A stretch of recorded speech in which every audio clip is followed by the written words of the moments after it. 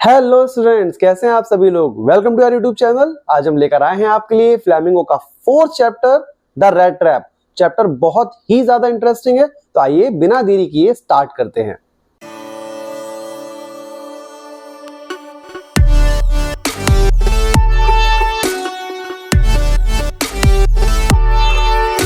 The rat trap, जिसे लिखा है सलमा लेज़रलॉफ ने, जो कि एक स्वीडिश राइटर हैं। इनकी लिखी हुई कहानियां काफी सारी लैंग्वेजेस में ट्रांसलेट भी की गई हैं। इनकी जो कहानियां हैं वो एक यूनिवर्सल थीम पे बेस्ड हैं कि लव और अंडरस्टैंडिंग के जरिए मानव के अंदर की जो अच्छाई है उसे जगाया जा सकता है। रेट ट्रैप स्टोरी भी स्वीडन की माइंस में सेट है। स्वीडन जो फेमस है अपने आयरन ओर डिपॉजिट्स के लिए, स्टोरी के अंदर भी लोनलीनेस, लव और उसके बाद होने वाले ट्रांसफॉर्मेशन को अच्छे से दिखाया गया है। तो स्टोरी जो है वो कुछ इस तरीके से है कि एक बार की बात है, एक आदमी जो है वो रेट ट्रैप बेचता हुआ इधर उधर घूमा करता था और वो उन्हें खुद से बनाता था, भीख में मिले हुए सामान से। जिस सामान को वो मांगा करता था बड़ी शॉप से, फार्म से। अच्छा, रेट ट्रैप बेचने का जो बिजनेस था वो इतना ज्यादा प्रॉफिटेबल नहीं था, तो अपना गुजारा करने के लिए वो छोटी मोटी चोरियां भी कर लिया करता था। अच्छा, मोस्ट ऑफ टाइम वो रहता था फटे पुराने कपड़ों में, काफी ज्यादा कमजोर सा था और भूख जो है वो उसकी आंखों में नजर आती थी। आप इमेजिन नहीं कर सकते कि उसकी लाइफ कितनी ज्यादा उदासी भरी और वो कितना ज्यादा अकेला था अपनी लाइफ में। अच्छा, मोस्ट ऑफ टाइम जो रेट ट्रैप पैडलर था वो चुप रहा करता था और उसके दिमाग में हमेशा रेट ट्रैप्स को लेकर ही जो चीजें हैं वो घुमा करती थी।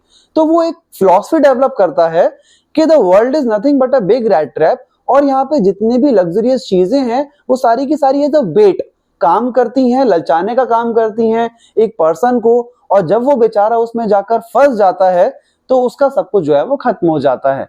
अब दुनिया जो है उसकी तरफ ज्यादा अच्छी नहीं थी, तो वो लोगों को देखकर खुश हुआ करता था और अपनी फिलॉसफी उनके ऊपर अप्लाई किया करता था, और ये उसका एक फेवरेट जो है वो पास टाइम बन गया था। वो जनरली दूसरों का मजाक उड़ाने लगा था। एक शाम सड़कों पर घूमते घूमते जब रेट ट्रैप पैडलर थक जाता है तो वह कॉटेज का दरवाजा खटखटाता है। जनरली लोग उसे देखकर मुंह बना लिया करते थे, लेकिन आज इसका उल्टा होता है। घर का जो मालिक था, जो कि एक ओल्ड मैन था, जिसका कोई परिवार नहीं था, यहाँ पर अकेला रहता था, उसे देखकर खुश हो जाता है कि उसे कोई बात करने वाला मिल गया। वो रेट ट्रैप पैडलर का वेलकम करता है, उसे फूड ऑफर करता है, उसे टोबैको रोल ऑफर करता है, और खाना खाने के बाद दोनों कार्ड का एक गेम भी खेलते हैं और आपस में बहुत सारी बातें भी करते हैं।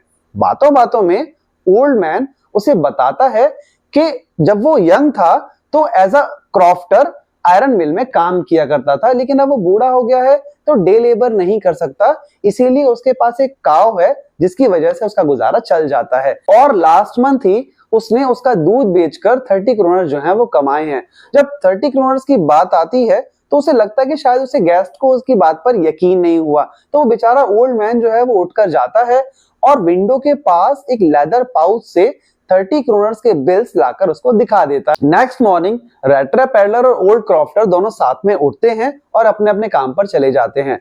रेट ट्रैप पैडलर जो है वो करीब हाफ एन आवर बाद उस कॉटेज के बाहर दोबारा नजर आता है, और अब की बार वो घर के अंदर घुसने की कोशिश नहीं करता। वो सीधा विंडो के पास जाता है, उसका कांच जो है वो तोड़ता है और उसमें से लेदर पाउच में निकालकर 30 क्रोनर जो है वो चुरा लेता है। अब वो सोचता है कि उसे रोड से नहीं जाना चाहिए, तो वो डिसाइड करता है जंगल के रास्ते वहां से बाहर निकलने का। अब स्टार्टिंग में तो वो अपनी होशियारी पे बड़ा खुश होता है, लेकिन जिस जंगल के अंदर वो घुस गया था वो काफी ज्यादा बड़ा और बहुत ज्यादा कंफ्यूजिंग फॉरेस्ट था। जैसे जैसे दिन बीतता जाता है उसकी जो परेशानी थी वो और बढ़ती चली जाती है। एट लास्ट परेशान होने के बाद उसे समझ में आता है कि वो एक ही जगह के चक्कर जो है वो काट रहा है। अब उसे अपनी खुद की फिलॉसफी याद आती है कि वो एक बड़े रेट ट्रैप में जो है वो फंस गया और यहाँ से अब कभी बाहर नहीं निकल पाएगा। अपनी इस फिलॉसफी को सोचकर वो वहीं जमीन पर लेट जाता है और अपने एंड का जो है वो वेट करता है। जैसे ही पैडलर अपना सर जमीन पर रखता है उसे हैमर की थंपिंग की आवाज जो है वो सुनाई देती है, और वो समझ जाता है कि आवाज जो है वो किस डायरेक्शन से आ रही है, और वो उसी तरफ चल देता है। ये हैमर की आवाज जो है वो आ रही थी पास की रामजो आयरन मिल से। वो वहां मिल में पहुंचता है और मास्टर ब्लैक स्मिथ से वहां पर रुकने की परमिशन मांगता है। मास्टर ब्लैक स्मिथ और वहां पर काम करने वाले लोग उसकी तरफ देखते तक नहीं है। क्योंकि इस तरह के जो बैगर्स थे, जो पुअर वैगाबॉन्ड्स थे, वो वहां पर आ जाया करते थे ठंड से अपने आप को बचाने के लिए और रात बिताने के लिए। अच्छा, पैडलर को भी इन सब से मतलब नहीं था, उसे तो बस यहाँ पर केवल एक रात बितानी थी और सुबह यहाँ से जल्दी निकल लेना था। लेकिन अब कुछ अनएक्सपेक्टेड होने वाला था। रामजो आयरन मिल्स उन दिनों एक प्रोमिनेंट आयरन मास्टर के हाथों में थी, जिसका मेन गोल था अच्छी क्वालिटी के लोहे को मार्केट तक पहुंचाना। और इसी चीज के लिए वो दिन और रात 2 टाइम राउंड लगाया करते थे अपनी फैक्ट्री में, और ये उनके राउंड लगाने का ही टाइम था। जब आयरन मास्टर वहां पर आते हैं तो वो बाकियों जैसा एग्जाम्पल फॉलो नहीं करते, वो पैडलर के पास जाते हैं और उसे देखते हैं। जैसे ही आयरन मास्टर पैडलर को देखते हैं, उन्हें लगता है कि ये शायद उनका कोई पुराना दोस्त है, तो वो उसे कहते हैं, अरे कैप्टन, तुमने अपना ये क्या हाल बना रखा है। अच्छा, पैडलर भी ये समझ गया था कि आयरन मास्टर ने उसे कोई और समझ लिया, लेकिन वो उनका शक तुरंत दूर नहीं करता। उसे लगता है कि अगर इतना बड़ा आदमी जो है उसे कुछ समझ रहा है तो शायद उसे कुछ पैसे जो है वो दे दे। तो आयरन मास्टर उससे कहते हैं, मुझे लगता है तुम्हारे साथ जो चीजें हैं वो सही नहीं गई, लेकिन अब भी कुछ बिगड़ा नहीं है। एक काम करो, मेरे साथ घर पर चलो, क्रिसमस ईव हम लोग साथ में सेलिब्रेट करेंगे। अच्छा, आयरन मास्टर के इनविटेशन से पैडलर जो है वो खुश नहीं होता, क्योंकि उसके पास 30 क्रोनर्स थे, वो भी चुराए हुए। अब उन पैसों के साथ आयरन मास्टर के घर में जाने का मतलब था शेर की गुफा में अपने आप विलिंगली चले जाना, जो कि उसे बिल्कुल मंजूर नहीं था। तो वो उन्हें साफ मना कर देता है। आयरन मास्टर जो है उसे कन्विंस करने की कोशिश करते हैं, लेकिन वो हार मान लेते हैं बाद में। अच्छा, आयरन मास्टर जो है वो लास्ट में हंसते हुए वहां से चले जाते हैं।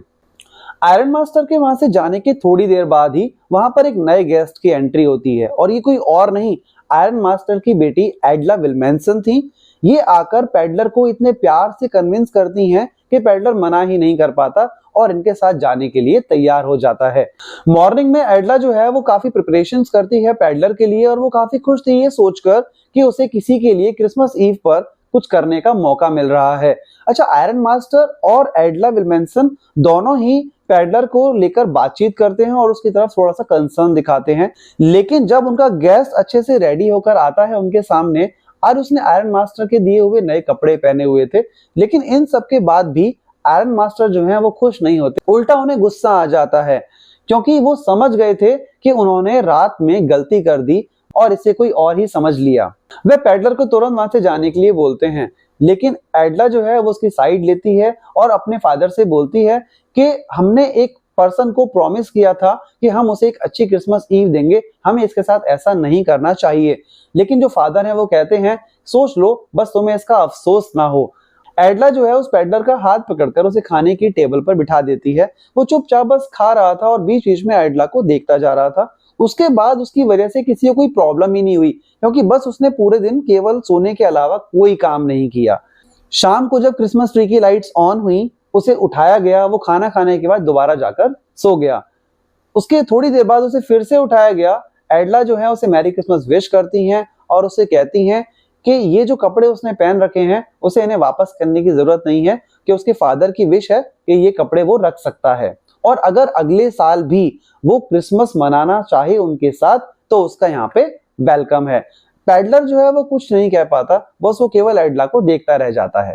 Next morning mister iron master और उनकी बेटी जल्दी उठते हैं अर्ली क्रिसमस सर्विस के लिए और वहां से निकल जाते हैं। जब वो घर वापस आ रहे होते हैं तो एडला जो है वो काफी ज्यादा सैड थी, और आयरन मास्टर उसे डांट रहे थे कि देखो, मैंने तुमसे कहा था ना कि तुम्हें पछताना पड़ेगा। जैसे ही वे घर पहुंचते हैं, तुरंत नौकर से पूछते हैं कि वो आदमी कहाँ गया। हमें पता लगा है चर्च में कि वो चोर है और उसने ओल्ड क्रॉफ्टर के 30 क्रोनर्स जो हैं वो चुराए हैं। अब पता नहीं यहाँ से क्या क्या चोरी हो गया होगा। नौकर इस बात पर कहता है कि सर, पैडलर तो यहाँ से चला गया, लेकिन अपने साथ कुछ लेकर नहीं गया, उल्टा मिस विल्मेंसन के लिए एक गिफ्ट छोड़कर गया है। और ऐसा कहते हुए वो मिस विल्मेंसन को गिफ्ट जो है वो सौंप देता है। मिस विल्मेंसन उसे देखती हैं और उसे अनपैक करती हैं। उस बॉक्स के अंदर एक रैट ट्रैप था, जिसके अंदर 3 10 क्रोनर्स के नोट्स थे और एक आड़े टेढ़े अक्षरों में लिखा हुआ एक लेटर भी था, जिसे पढ़कर उनकी आंखों में आंसू आ जाते हैं। उसमें लिखा हुआ था कि ये जो नोट्स हैं ये आप प्लीज वापस कर देना उस रोड साइड कॉटेज में रहने वाले बूढ़े आदमी को, और आपको एक बहुत बड़ा थैंक यू कि आपके प्यार और अंडरस्टैंडिंग ने मुझे एक बदलने का मौका दिया। तो इसी के साथ आपका ये चैप्टर यहाँ पर फिनिश होता है। नेक्स्ट चैप्टर के लिए बने रहिए हमारे साथ, तब तक के लिए कीप लर्निंग, वर्क हार्ड।